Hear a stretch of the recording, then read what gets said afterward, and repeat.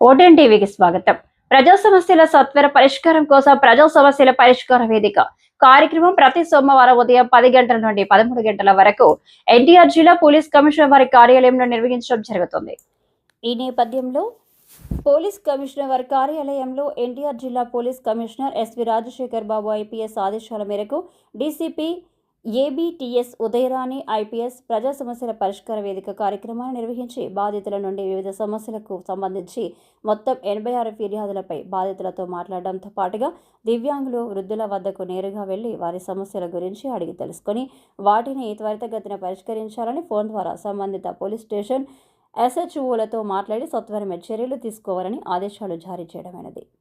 ఈ రోజు అందిన ఫిర్యాదుల్లో భూ వివాదాలకు, ఆస్తి వివాదాలకు, నగదు లావాదేవీలకు సంబంధించినవి 40, భార్యాభర్తలు కుటుంబ సలహాలకు సంబంధించినవి 5, కొట్లాటకు సంబంధించినవి 2, వివిధ మోసాలకు సంబంధించినవి 5, మహిళా సంబంధిత నేరాలకు సంబంధించింది 9, దొంగతనాలకు సంబంధించి 5, ఇతర చిన్న చిన్న వివాదాల సమస్యలకు సంఘటనకు సంబంధించినవి 20, మొత్తం 86 ఫిర్యాదులను స్వీకరించడం జరిగింది.